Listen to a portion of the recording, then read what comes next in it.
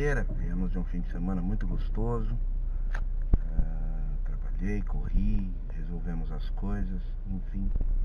Uma coisa que eu queria registrar desse fim de semana, gostoso e comum como qualquer outro, mas teve o aniversário da minha cunhada, da tia do Cauê, a Marli. E o Cauê me fez uma que me deixou assim, aquelas coisas que o nosso filho faz espontaneamente e a gente fica extremamente orgulhoso, não porque foi pra mim, mas porque demonstra um bom coração. Isso sempre me dá muita satisfação quando o Cauê demonstra que ele é um cara que tem bom coração. Tá faltando bom coração no mundo, bom coração que saiba inclusive identificar a maldade, mas isso é outro assunto. Ele sempre, qualquer tio, qualquer conhecido que faz aniversário, ele vai pro lado do aniversariante na hora de cantar parabéns e canta junto lá, quer assoprar o bolo, quer assoprar as velhinhas e tudo. Ele adora aniversário, realmente ele é um fanático por aniversário. Ele tá falando dos próximos 10 aniversários dele, que ele vai querer nas festas. E aí ele foi lá, claro, cantar o parabéns com a titia. E aí ele aprontou essa comigo. A tia cortou o bolo e ficou brincando, né? Quem é que vai comer o primeiro pedaço do bolo? Ele chamou a tia, falou no ouvido dela. Ela pegou, tá bom. O primeiro pedaço vai pro Marcos. Ué, a Marli, que tem 2 filhas, casada, enfim, né? E aí ela contou que ele virou pra ela e falou assim: dá pro meu pai que ele vai ficar bem contente. Avião, mano. Eu precisava deixar isso registrado de alguma forma. Filho, você não... Espero que você entenda o que você fez de tão bonito e tão gostoso. Um gesto super simples dele, desse que é um pedacinho de bolo. Mas você é minha vida, tá? Você é a razão de eu existir. Eu não sei como eu vivi tanto tempo sem você. E eu espero viver muito, muito, muito com você, tá bom? Obrigado, meu amor. Falar sobre o mundo, né? Às vezes eu tenho uma dificuldade de explicar isso de um jeito melhor, então vou tentar mais uma vez explicar. Eu nunca tive medo de um radicalzão, de uma extrema direita, nada disso. Especificamente pelo motivo lá, fora o motivo básico da incompetência pura, simples e tranquila de Jair Bolsonaro e muitos que estão ao seu lado, tá? O surgimento ou o aparecimento de pessoas tão toscas, um ministro da educação que não sabe falar nem escrever, que tem um nível cultural medíocre, um ministro do meio ambiente que diz que tem sérias dúvidas sobre o aquecimento global, um ministro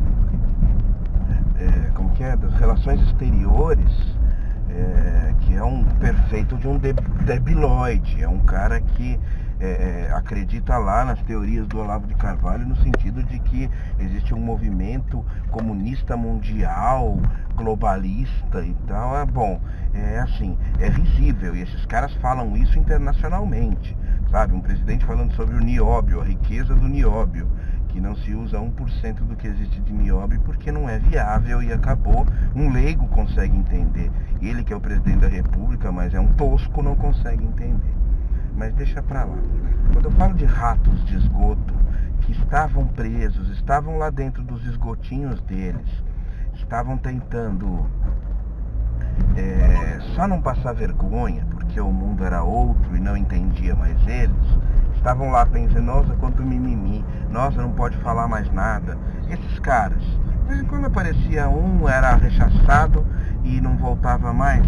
Eles ganharam uma força tão grande, o nível de besteira do presidente e de seus próximos permite a esses caras hoje acharem que eles são a moda, o cult, o super tranquilo.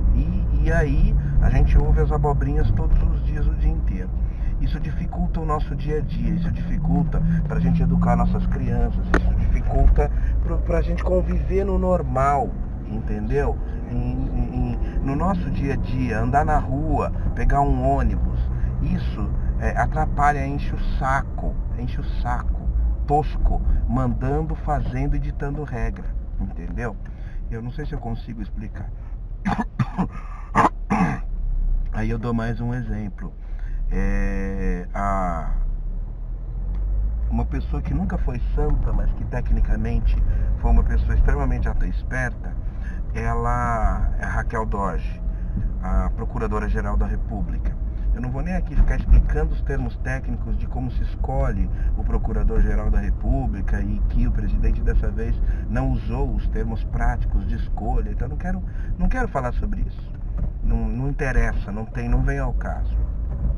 Mas a Raquel Dodge foi uma pilantra que se utilizou do movimento popular, do momento anti-Lula, anti-PT, e agiu em prol disso aí o tempo todo, se associou ao Temer quando teve tempo, tentou agradar Jair Bolsonaro sem aceitar muitas denúncias das merdas que ele falou, que eram passíveis de, ao menos, se abrir inquéritos para que ele voltasse atrás e falasse, como é comum, ele já está acostumado a voltar atrás, e repensasse e falasse, não, é verdade, eu não posso falar desse jeito. Porque um adolescente precisa de corretivos, e o presidente Jair Bolsonaro é um adolescente, ele tem a cabeça de um adolescente, pronto, acabou, não passa mais do que aquilo. Depois dos 60 anos de idade, então, ele não vai melhorar. Não há motivo para pensar nisso. Então, o que eu estou colocando é que a Raquel Dodge, ela tentou até agora, setembro, ser reindicada, reencaminhada. E quem faz isso é o presidente da República. Então, por isso, ela pegou muito leve, gente sabendo que as índoles dela e o conhecimento técnico dela permitia que alguma coisa fosse feita. Então, quando ela não conseguiu e o presidente elegeu, indicou lá um dos brothers da linha dele lá, infelizmente, ela na despedida fez uma carta e leu, né, esse discurso aos presentes, dizendo que teme pela democracia. Né, sua vaca? Quando você queria se reeleger, você não temia pela democracia. Agora você teme pela democracia. Porra, mano, vai se fuder. Entendeu? Mas enfim, eu precisava dar um registro da Raquel Dodge, que foi mais uma política exercendo função de justiça, como todos que praticamente estão lá são. O novo Procurador-Geral da República, que eu não sei, ainda não decorei o nome, é um cara que é um evangélico ligado a linhas pentecostais dos evangélicos. E isto é extremamente perigoso. No domingo, ele estava num encontro de associação de evangélicos, batistas e tudo mais, entre outros, e assinou um documento se comprometendo a defender valores evangélicos na lei, tá? No sentido de que a família é composta por homem e mulher, respeitamos isso, aquilo, mais, tudo que é assim. Eu não tenho nada contra isso, mais, enfim. Dá uma olhada lá no Paulo Penso que você vai ver o tamanho de algumas barbaridades que foram assinadas nesse documento. Isso não tem um valor jurídico, nada, mas colocar um evangélico para executar uma tarefa onde a isenção de valores, principalmente religiosos, é extremamente importante. Não que a pessoa não tenha que ter valores religiosos, mas que ela não leve esses valores religiosos para executar a tarefa dela, porque senão ela pode beneficiar alguém em prol da religião dela e contra o que não é a religião dela. Então, enfim, isso é só um pedacinho do que eu falo sobre os ratos de esgoto que virão, tá? Você que gosta muito de vangloriar Sérgio Moro, eu preciso também colocar um assunto aqui muito rápido. Dá uma olhada no processo do Banestado e percebe quem é que trabalhou em Curitiba na questão do Banestado, tá? Foi um tal de um ministro muito um juiz muito jovem na época, com 30 e poucos anos, chamado Sérgio Moro. E o resultado final, para não ficar aqui dando detalhe, o resultado final do trabalho dele foi pura e simplesmente lindo. Nenhum preso ou julgado ou condenado segue preso, julgado ou condenado, porque foi detectada a irregularidade em vários processos e vários julgamentos que acabaram por anular o processo inteiro. O último cara que tinha sido o último bastião deste projeto inteiro do Banestado, um escândalo terrível que não interessava juridicamente para a opinião pública naquele momento, muito, foi um tal de Alberto Youssef, um doleiro. Ele ficou menos de 2 anos preso. Ele conseguiu, dentro desses 2 anos, impetrar recursos e mais recursos, até que num momento alguém conseguiu ver, quando a poeira baixou todinha, alguém conseguiu ver facilmente o tamanho das irregularidades e anulou até a sentença do Alberto Youssef.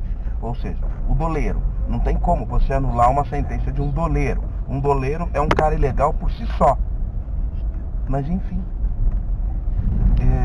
gostam de vangloriar esta.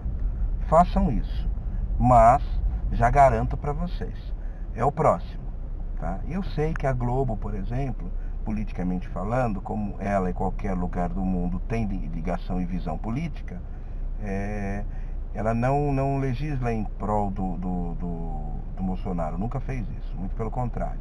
Mas é pro Moro, tá? O trabalho da Globo é muito parecido, para vocês que são jovens e não sabem, deem uma pesquisada, ao trabalho que a Globo fazia com o Fernando Collor, tá bom? E vou te falar, Sérgio Moro está na mesma linha de vaidade, de bronquice e de falta de conhecimento e vivência que o Fernando Collor, tá bom? Mas enfim, vocês querem, tá tudo bem. Eu, basicamente, se me falarem quem você prefere sendo presidente do Brasil, Jair Bolsonaro ou Sérgio Moro, mas não tenha dúvida, eu voto no Moro de olho fechado, tá bom? Só porque não dá para deixar este desastre que fizeram, que eu entendo, realmente é o pior que poderia acontecer. E eu não quero nada que chegue perto disso nos próximos milênios, para o Brasil ou para qualquer lugar. Tá bom? Mas eu quis dar essa pincelada sobre o que anda acontecendo por aí, para que se entenda. Cuidado, se tivesse gente decente, ou quando houver um momento, no momento certo, em algum momento haverá um esclarecimento mínimo da justiça e vai acabar anulando o julgamento do presidente Lula. Vide Lava Jato, que ninguém mais consegue negar a veracidade daquelas informações, tá bom? Quando um juiz, que deve ser isento, ajuda a promotoria, que é o lado que tem que acusar, você tem um problema muito grave. Você não está fazendo justiça, você está fazendo a sua justiça, você está pessoalizando a justiça. Hoje, essa pessoalização pode ser boa. Você acha, não, para prender um corrupto vale tudo. Hoje pode, né? Amanhã ela pode prender alguém que não tenha tanta culpa. Ou por quê? Se você não usar o aparelho e usar a impressão pessoal, você terá problemas, tá bom? Querem acreditar nessa farsa? Acreditem. Mas, na linha reta mínima, o julgamento do Lula tem que ser anulado. Ele tem que ser solto e, se soltarem ele, nunca mais vocês prendem, tá bom?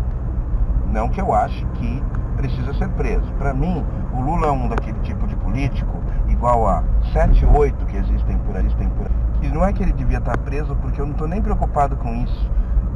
Eu estou preocupado que ele não tivesse direitos políticos. Ele tivesse cassado seus direitos políticos. Pronto.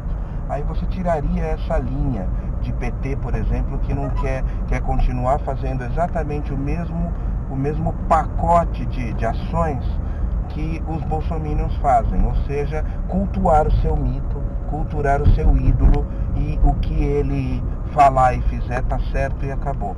Então, vocês não são diferentes de quem vocês estão lutando contra, vocês são a mesma pessoa, apenas olhando para o outro lado.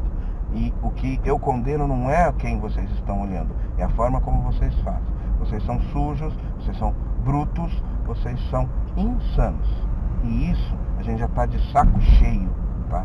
Já está de saco cheio. Esse país já merece e já tem gente equilibrada o suficiente para poder melhorar isso aqui.